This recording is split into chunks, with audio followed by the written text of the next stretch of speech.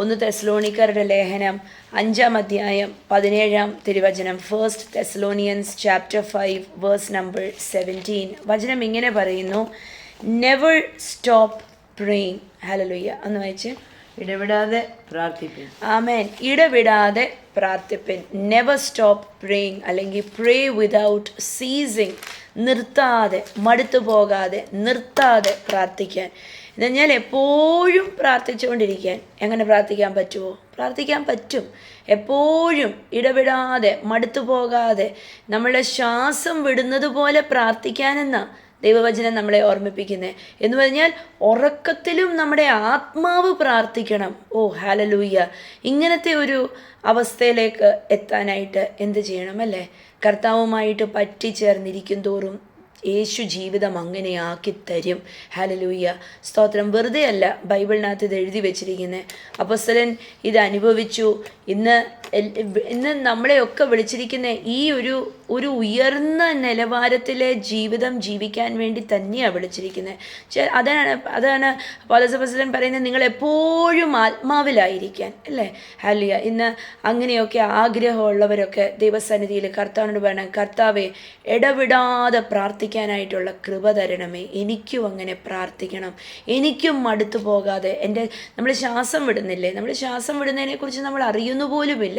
പക്ഷേ ഇന്ന് ബോധത്തോടെ, അറിവോടെ, ഹല്ലേലൂയ, എപ്പോഴും 24 മണിക്കൂറും പ്രാർത്ഥിക്കാൻ, നാവ് ചലിക്കാൻ, ആത്മാവ് പ്രാർത്ഥിക്കാൻ ഒക്കെ ഇന്ന് ആ ഒരു പ്രേരണ ഉണ്ടാവട്ടെ. സ്തോത്രം. അപ്പം നമുക്ക് ആഴത്തിനകത്തേക്ക് കയറാം. തിരുവചനം പറയുന്നു, 1 തെസ്സലോനിയർ 5:17 പറയുന്നു, നെവർ സ്റ്റോപ്പ് പ്രേയിങ്. ഹല്ലേലൂയ. നമ്മൾ ലൂക്കാ സുവിശേഷം 18-ാം അധ്യായം 1-ാം തിരുവചനത്തിനകത്ത് വരുമ്പം യേശു കർത്താവ് ഇതേ കാര്യം തന്നെ പറഞ്ഞു. അപ്പം പുതിയ നിയമത്തിനകത്ത് തെസ്സലോനിയരുടെ ലേഖനത്തിനകത്ത് പൗലോസ് തെസ്സലോനിക്ക സഭയ്ക്ക് എഴുതി, നിങ്ങൾ ഇടവിടാതെ പ്രാർത്ഥിക്കണം, മടുത്തു പോകാതെ, നിർത്താതെ പ്രാർത്ഥിക്കണം.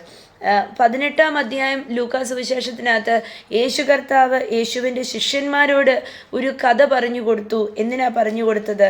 അവർ മനസ്സിലാക്കാൻ, that they should always pray and never give up. കണ്ടോ? ഹല്ലേലൂയ. ഒരു കഥ പറഞ്ഞിട്ട് യേശു കർത്താവ് തൻ്റെ ശിഷ്യന്മാരോട് പറഞ്ഞു കൊടുത്തു, നിങ്ങൾ ഒരിക്കലും പ്രാർത്ഥിക്കുന്ന നിർത്തല്ല്, നിങ്ങളെപ്പോഴും പ്രാർത്ഥിക്കണം. എന്നിട്ട് ആ കഥ നമുക്കറിയാം. ഒരു വിധവ സ്ത്രീയുടെ കഥയാണ്. ആ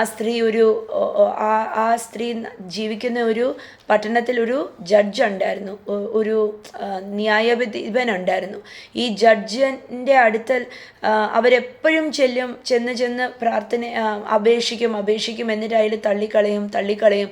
പക്ഷെ അവർ മടുത്തു പോകാതെ അവർ ചെന്ന് അപേക്ഷിക്കുന്ന ഒരു പ്രാർത്ഥനയെക്കുറിച്ച് നമ്മളവിടെ കേൾക്കുന്നുണ്ട്.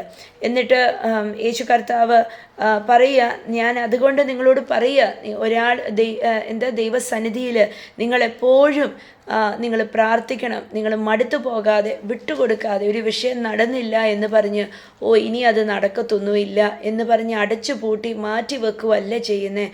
പക്ഷെ അതിൻ്റെ മേൽ നിങ്ങൾ പ്രാർത്ഥിക്കണം എന്ന് പറഞ്ഞ്, ഞാൻ പ്രാർത്ഥിച്ച് ജയമെടുക്കുമെന്ന് പറഞ്ഞ്, ഹല്ലേലൂയ, ഞാൻ പ്രാർത്ഥിച്ച് ജയമെടുക്കും. സ്തോത്രം. നമുക്ക് വേണ്ടിയുള്ള മറുപടികളെല്ലാം ഒരുക്കി വെച്ചിരിക്കുക.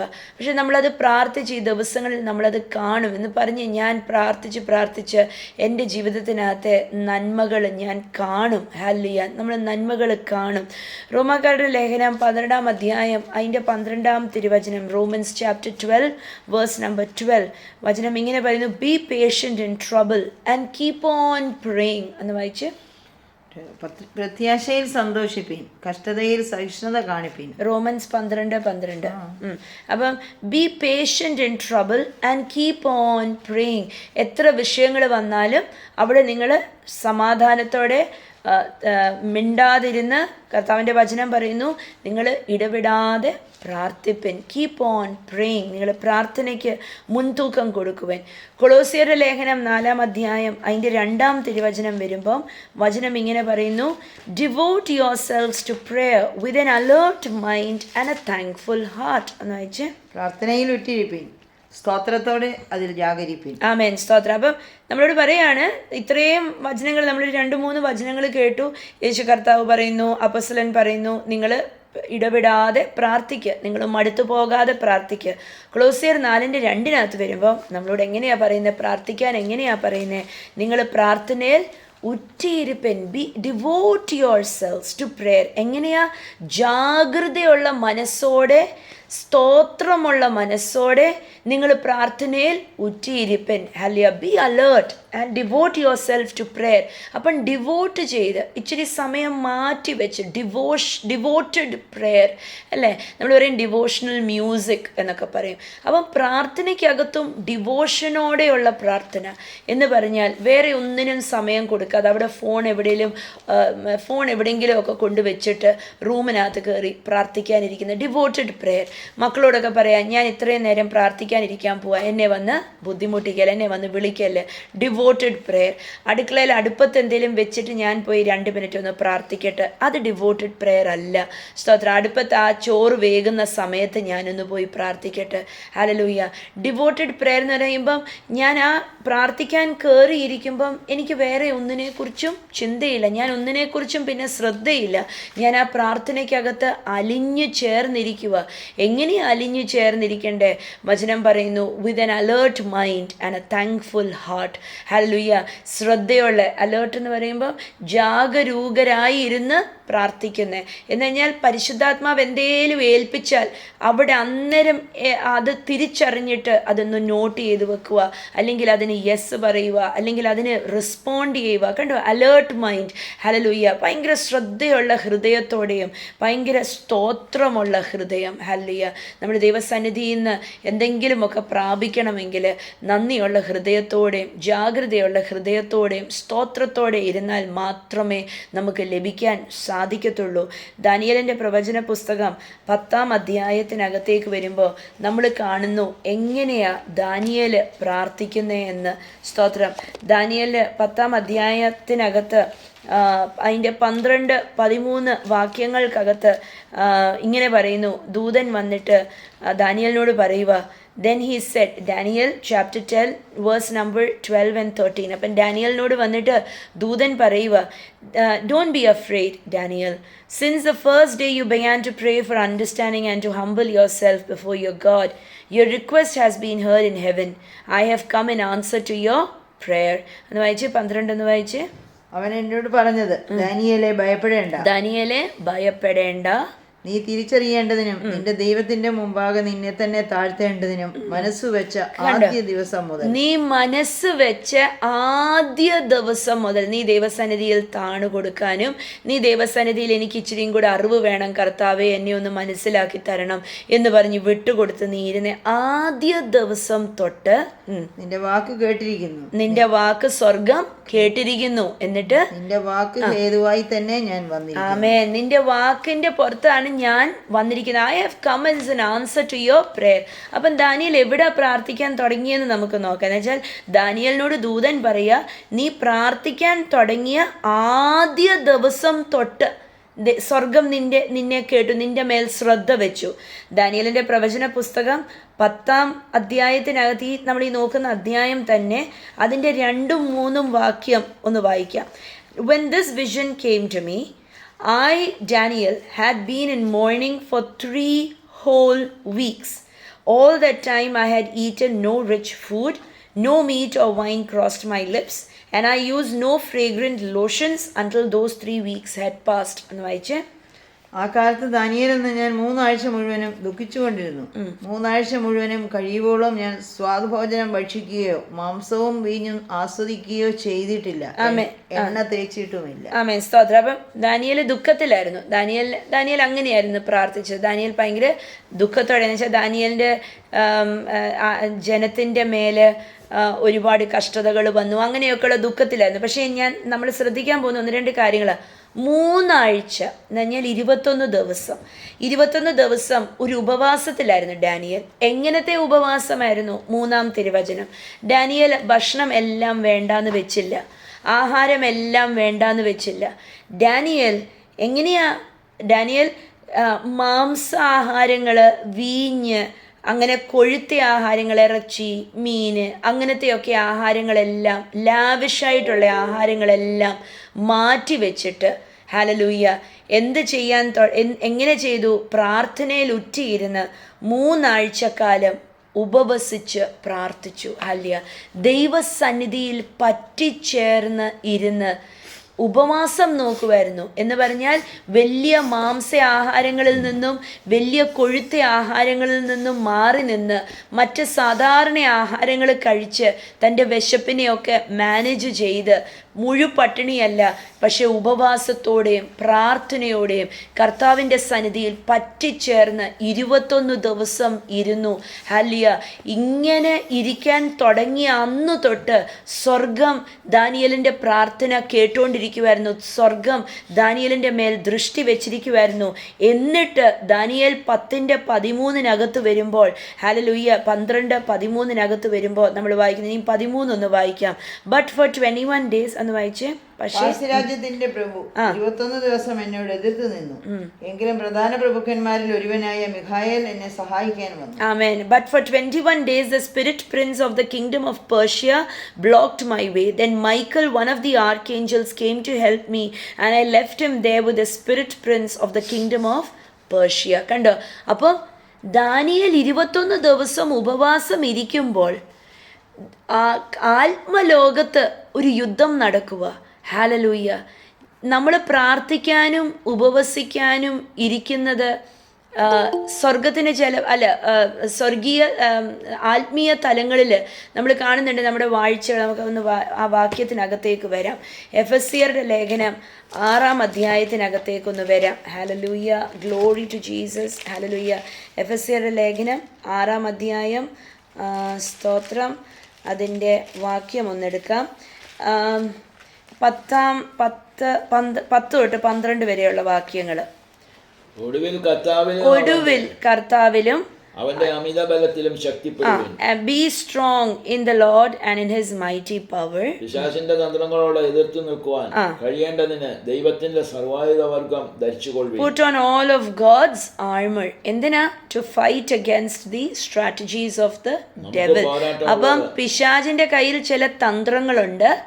ആ തന്ത്രങ്ങളെ മേൽ ജയിക്കണമെങ്കിൽ നമ്മൾ ദൈവത്തിൻ്റെ സർവായുധ വർഗം ധരിക്കണം.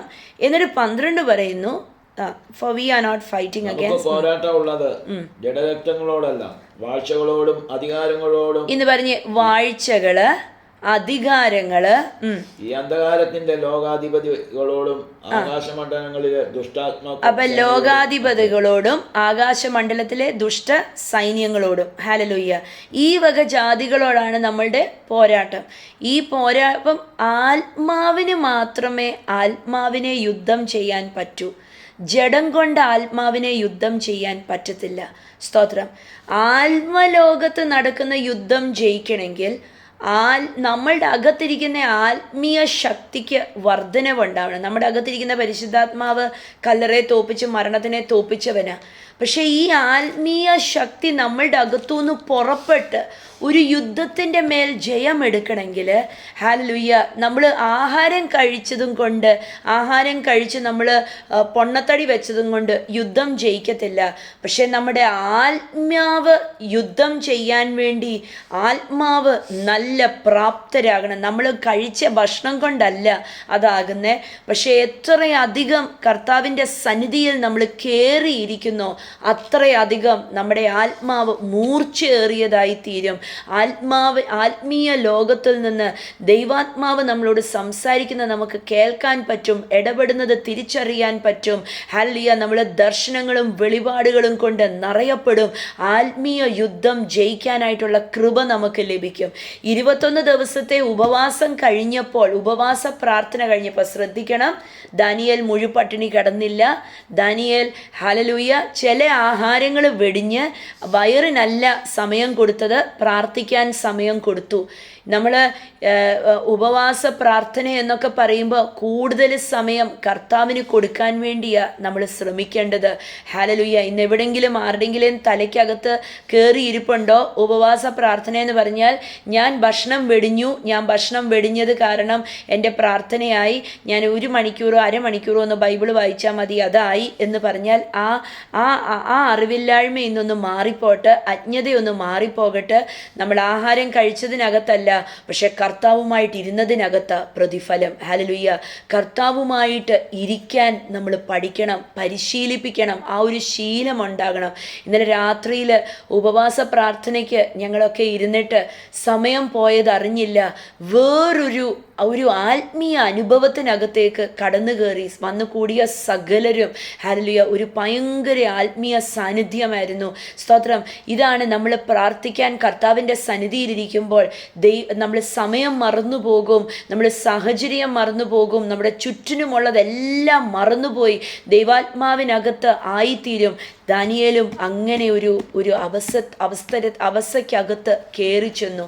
21 ദിവസം കഴിഞ്ഞപ്പോഴത്തേക്ക് തിരുവചനം അവിടെ പറയുന്നത്, അതിൻ്റെ ദാനിയേൽ 10:2 പറയുന്ന, when this vision came to me, ഈ ദർശനം എൻ്റെ അകത്തേക്ക് വന്നപ്പോൾ ദാനിയേലായ ഞാൻ 21 ദിവസത്തെ ഉപവാസത്തിലും പ്രാർത്ഥനയിലുമായിരുന്നു. കണ്ടോ? ഹല്ലേലൂയ. അപ്പം ഈ ഉപവാസവും പ്രാർത്ഥനയുടെ ഇടയ്ക്കും അത് കഴിയുമ്പോഴുമൊക്കെ ദൈവം ദർശനങ്ങളും ദൂതുകളും വെളിപാടുകളും ഒക്കെ തരും. ദാനിയേലിനെ അവസാന നാളിലേക്കുള്ള ദർശനങ്ങൾ ഏൽപ്പിക്കുമായിരുന്നു കർത്താവ്. ഹല്ലേലൂയ. സ്തോത്രം. ആത്മലോകത്തിൽ നിന്ന് എന്തെങ്കിലും പ്രാപിക്കണമെങ്കിൽ ആത്മാവിൽ കത്തിക്കേറണം. സ്തോത്രം. ആത്മാവിന് മാത്രമേ ലോകത്തിനെ ജയിക്കാൻ പറ്റത്തുള്ളൂ. ഹല്ലേലൂയ. ഇന്ന് യുദ്ധം യഹോവയുടേതാ. സ്തോത്രം. പക്ഷേ ആത്മീയ മണ്ഡലങ്ങളിൽ ചില പോരാട്ടങ്ങളുണ്ടെങ്കിൽ അതിനെ ആട്ടി തുപ്പിക്കൊണ്ടിരുന്നിട്ട് ഒരു കാര്യവുമില്ല. ആത്മാവിൽ കത്തിക്കേറണം. ആത്മാവിൽ കത്തിക്കേറിയാൽ ആത്മാവിൻ്റെ വാളെടുത്ത് ചിലതിനെയൊക്കെ വെട്ടാൻ സാധിക്കും. ഹല്ലേലൂയ. ഞാൻ പറയട്ടെ, തീയ്ക്ക് തീയോട് കളിക്കാൻ പറ്റത്തില്ല. ഹല്ലേലൂയ. തീയായിട്ട് നമ്മൾ ഇരിക്കുവാണെങ്കിൽ പിശാചിൻ്റെ സകല ആയുധ വർഗങ്ങളും അവിടെ വീണ് നിർവീര്യമായി പോകും. ചങ്ങലകളൊന്നും പൊട്ടിക്കാൻ നമ്മൾ നടക്കണ്ട. ഈ തീയ്ക്കകത്ത് ചങ്ങലകളൊക്കെ ഉരുകിപ്പോകും. ഹല്ലേലൂയ. ചില ചങ്ങലകളൊക്കെ, ഞാനൊരു ആത്മീയ ദൂത് കൈമാറാം. ഹല്ലേലൂയ. ഈ ഉപവാസ പ്രാർത്ഥന കഴിഞ്ഞൊക്കെ എഴുന്നേൽക്കുമ്പോൾ, സ്തോത്രം, ഹല്ലേലൂയ, ചില ചങ്ങലകളൊക്കെ പൊട്ടിക്കാൻ നടക്കണ്ട, പൊട്ടണമെന്ന് പറയണ്ട. തീ അങ്ങോട്ട് കയറുമ്പോൾ ഈ ചങ്ങലകളൊക്കെ മെഴുകുരുകുന്നത് പോലെ ഉരുകി മാറും. സ്തോത്രം. ഹല്ലേലൂയ. ദാനിയേൽ അവിടെ പറയുക, അപ്പം ദാനിയേൽ 21 ദിവസം ഉപവസിക്കുമ്പോൾ, ദാനിയേൽ 10:13, 21 ദിവസവും ആത്മലോകത്ത് ഒരു യുദ്ധം നടക്കുമായിരുന്നു. സ്തോത്രം. ദൈവത്തിൻ്റെ ദൂതന്മാരിറങ്ങി നിന്ന്, ഹല്ലേലൂയ, പൈശാചിക തലത്തിലുള്ള ചില ദൂതന്മാരെ, ആ പൈശാചിക മണ്ഡലത്തിലുള്ള ദൂതന്മാരെ വെട്ടിമാറ്റിക്കൊണ്ടിരിക്കുമായിരുന്നു. സ്തോത്രം. ഹല്ലേലൂയ. എന്നിട്ട് അതിൻ്റെ താഴോട്ട് നമ്മൾ വായിക്കുമ്പോൾ, സ്തോത്രം, ഒരു വാക്യമുണ്ട്. അതിൻ്റെ 19 തിരുവചനം ഒന്ന് വായിക്കാം. Daniel 10:19, don't be afraid, he said, for you are very precious to God, peace, be encouraged, be strong എന്ന് വായിച്ചേ. ഏറ്റവും പ്രിയ പുരുഷ, ഭയപ്പെടേണ്ട, നിനക്ക് സമാധാനം, ബലപ്പെട്ടിരിക്കുക എന്ന് പറഞ്ഞു. അവൻ എന്നോട് സംസാരിച്ചപ്പോൾ ഞാൻ ബലപ്പെട്ടു. ഹല്ലേലൂയ. കണ്ട, ഈ ഉപവാസത്തിന്റെ 21 ദിവസം കഴിഞ്ഞപ്പോൾ ദാനിയേലിന് എന്തൊക്കെയാ ലഭിക്കുന്നേ? ദാനിയേല് ദൂതനെ കാണുക. ഹല്ലേലൂയ. ദാനിയേല് ദൂതന്റെ ശബ്ദം കേൾക്കുക. ദാനിയേല് ദർശനങ്ങൾ കിട്ടുക. ദാനിയേലിന്റെ ക്ഷീണിച്ച ശരീരം ബലപ്പെടുക. അതിൻ്റെ നേരെ മേൽ അതിൻ്റെ 15-16 വാക്യങ്ങൾക്കകത്ത് ദാനിയേലിന് സംസാരിക്കാൻ പറ്റുന്നില്ലായിരുന്നു ഈ ദർശനത്തിൻ്റെ മധ്യേ. പക്ഷേ 16 തിരുവചനത്തിനകത്ത് ഈ ദൈവദൂതൻ വന്നിട്ട് ദാനിയേലിൻ്റെ വായെ തൊടുക. ഹല്ലേലൂയ. വായെ തൊട്ടിട്ട് സംസാരത്തിൻ്റെ ഉള്ള ശേഷി കൊടുക്കുക. എന്ന് വെച്ചാൽ വായിക്കകത്തുനിന്ന് വരുന്ന സംസാരം പോലും മാറ്റുക. 21 ദിവസത്തെ ഉപവാസവും പ്രാർത്ഥനയും. ഉപവാസം എന്ന് പറഞ്ഞാൽ ഭയങ്കര കൊഴുത്ത ആഹാരങ്ങളൊന്നും കഴിക്കാതെ മാറ്റിവെച്ച് സാധാരണ സിമ്പിളായിട്ടുള്ള ആഹാരം. ഞാൻ എപ്പോഴും പറയും, ഉപവസിക്കുവാണെങ്കിൽ പട്ടിണി കിടക്കുന്നതിനകത്തല്ല കർത്താവിന് തൃപ്തിയാകുന്നത്. പക്ഷേ ഹല്ലേലൂയ, അവനവൻ്റെ ആരോഗ്യം അനുസരിച്ച് അവനവന് പറ്റുന്ന വണ്ണം ഒരു 4 തവി ചോറുണ്ടെന്നതിന് പകരം ഒറ്റ തവി ചോറുണ്ടാൽ മതി. കർത്താവുമായിട്ടൊന്ന് പറ്റിച്ചേർന്നിരിക്കുക. ഹല്ലേലൂയ. വീട്ടിനകത്ത് മൊത്തം എല്ലാവരോടും പറ, നിങ്ങളൊന്നും ആഹാരം വേണ്ട എന്ന് വെക്കുമ്പം പറ്റത്തില്ല, ശരീരത്തിന് പറ്റില്ല അല്ലേ? പല രോഗങ്ങൾ. അത് കഴിയുമ്പോൾ ഒരുപാട് അങ്ങനെയൊക്കെ പട്ടിണി കിടന്നവരുടെയൊക്കെ കഥകൾ ഞാൻ കേട്ടിട്ടുണ്ട്. ലിവർ അടിച്ചുപോയി, കിഡ്നി അടിച്ചുപോയി, ഡയബറ്റീസ് കയറി പിടിച്ചു, പല രോഗങ്ങൾ. ഹല്ലേലൂയ. നമ്മളെ വിളിച്ചിരിക്കുന്ന സന്തോഷിക്കാൻ. ഹല്ലേലൂയ. നമ്മളെ വിളിച്ചിരിക്കുന്ന കർത്താവിൽ നമ്മൾ കരഞ്ഞ് നിലവിളിച്ച് കൂവി കരഞ്ഞ് അവിടെ കിടക്കാനല്ല നമ്മളെ വിളിച്ചിരിക്കുന്ന, സന്തോഷിക്കാനാ. ഹല്ലേലൂയ. ഒരു ഉപവാസം എന്ന് പറയുമ്പോൾ കർത്താവുമായിട്ട് പറ്റിച്ചേർന്ന് കർത്താവിൽ നിന്ന് പലതുമൊക്കെ പ്രാർത്ഥിച്ച് പ്രാപിച്ച് ഹല്ലേലൂയ ദൈവവുമായിട്ട് അടുത്ത് ചേരുന്ന ഒരു അവസ്ഥയുണ്ടാണ്. ദാനിയേൽ അടുത്ത് ചേർന്നു. ദാനിയേൽ അടുത്ത് ചേർന്നപ്പോൾ ആത്മതലത്തിൽ നിന്ന് ചില ദർശനങ്ങളും സംസാരങ്ങളും കൂടിക്കാഴ്ചകളും ഒക്കെ ദാനിയേലിന് ലഭിക്കാനിടയായി. തിരുവചനം നമ്മളോട് പറഞ്ഞു, ഹല്ലേലൂയ, 1 തെസ്സലോനിക്കരുടെ ലേഖനം 5:17 നമ്മളോട് പറഞ്ഞു, മടുത്തു പോകാതെ പ്രാർത്ഥിക്കാൻ, ഇടവിടാതെ പ്രാർത്ഥിക്കാൻ. ഈ ദാനിയേൽ അങ്ങനത്തെ ഒരു പ്രാർത്ഥനാക്കാരനായിരുന്നു. ദാനിയേലിനെ കുറിച്ച് ഇന്നലെ നമ്മൾ കേട്ടു. എന്താ കേട്ടത്? എത്ര വിഷയങ്ങൾ വന്നാലും വന്നില്ലേലും പതിവ് പോലെ പ്രാർത്ഥിക്കുന്നവനായിരുന്നു ദാനിയേൽ, അല്ലേ?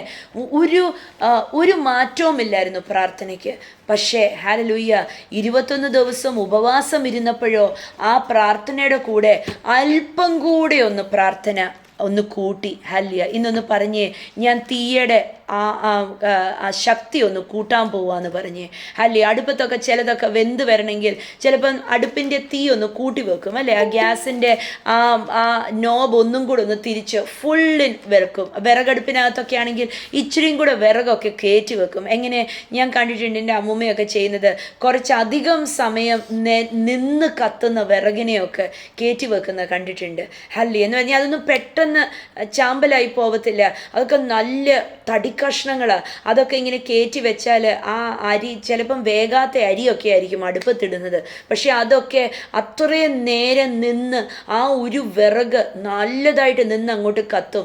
ഇത്രയും ഒരു 1.5 മണിക്കൂർ അടുപ്പത്ത് കിടന്നാൽ, അല്ലെങ്കിൽ 1 മണിക്കൂർ അടുപ്പത്ത് കത്തിക്കിടന്നാലും ആ വിറകൊന്നും മൊത്തം കത്തിത്തീരത്തില്ല.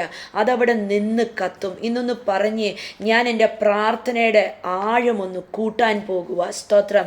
ഞാൻ എൻ്റെ ആത്മീയ നിലവാരത്തിൻ്റെ ശക്തി ഒന്ന് കൂട്ടാൻ പോകുക. ഹല്ലേലൂയ. ഞാൻ തീയോട് അടുത്ത് ചേർന്നിരിക്കും തോറും എന്ത് സംഭവിക്കും? ഞാൻ തീയായി മാറും. ഹല്ലേലൂയ. ആ തീക്കകത്തേക്ക് വലിച്ചെറിഞ്ഞ് 3 കൂട്ടുകാരുണ്ടായിരുന്നു. ഹല്ലേലൂയ. രാജാവിൻ്റെ തീക്കകത്ത് വലിച്ചെറിഞ്ഞവർ, ഞാൻ പറയാം, അവർ തീ ആയി മാറിയത് കൊണ്ട്, തീയുള്ളവൻ അവരുടെ കൂടെ ഇറങ്ങി നിന്ന് ഇവർ തീയായി മാറിയത് കൊണ്ട് ഇവരെ തീ കത്തിച്ച് കളഞ്ഞില്ല. സ്തോത്രം. ഇന്ന് പറഞ്ഞ്, ഞാൻ തീയോട് അടുത്തു ചേർന്നിരുന്ന് ഞാൻ തന്നെ ഒരു തീയായി മാറും. ഹല്ലേലൂയ. ഒരു തീയായി മാറിയാൽ എന്ത് സംഭവിക്കുമെന്നറിയോ? തൊടുന്നതെല്ലാം അഭിഷേകം കൊണ്ട് നിറയും. തൊടുന്ന വിഷയങ്ങൾ മാറിപ്പോവും, മലകൾ നീങ്ങും. ഹല്ലേലൂയ. അവിടെ കിടന്ന് നിലവിളിക്കണ്ട, ബഹളം വെക്കണ്ട. സ്തോത്രം. അവിടെ ചെന്ന് നിന്നാൽ മതി, അത്ഭുതങ്ങൾ കാണും. ഹല്ലേലൂയ. കർത്താവ് വിഷയങ്ങളെ കൈകാര്യം ചെയ്യുന്നത് കാണാൻ സാധിക്കും. ഇന്ന് പറഞ്ഞേ, എൻ്റെ പ്രാർത്ഥനാ ജീവിതത്തിൻ്റെ ശൈലി ഞാൻ മാറ്റുക. ഞാൻ ഇടവിടാതെ ഞാൻ പ്രാർത്ഥിക്കും. സ്തോത്രം. ഞാൻ കർത്താവുമായി പറ്റിച്ചേർന്നിരിക്കും. ഹല്ലേലൂയ. ഞാൻ പ്രാപിക്കും. ഞാൻ കർത്താവിൽ നിന്ന് ഞാൻ പ്രാപിക്കും. ഞാൻ ഹല്ലേലൂയ ആത്മലോകത്തിലെ നന്മകൾ ഞാൻ നേടിയെടുക്കും. കർത്താവ് എല്ലാവരെയും സഹായിക്കട്ടെ, ബലപ്പെടുത്തട്ടെ. ഹല്ലേലൂയ. പരിശുദ്ധാത്മാവ് ഹല്ലേലൂയ ഓരോരുത്തരുടെയും ആത്മാവിനകത്ത് തീ കത്തുന്ന ഒരു അനുഭവത്തിനകത്തേക്ക് കൂട്ടിക്കൊണ്ട് വരട്ടെ. കർത്താവിൻ്റെ കൃപയിൽ സൂക്ഷിക്കട്ടെ, അനുഗ്രഹിക്കട്ടെ. ഇടവിടാതെ പ്രാർത്ഥിക്കാനായിട്ടുള്ള കൃപ പകരട്ടെ. യേശുവിൻ നാമത്തിൽ തന്നെ. ആമേൻ. സ്തോത്രം.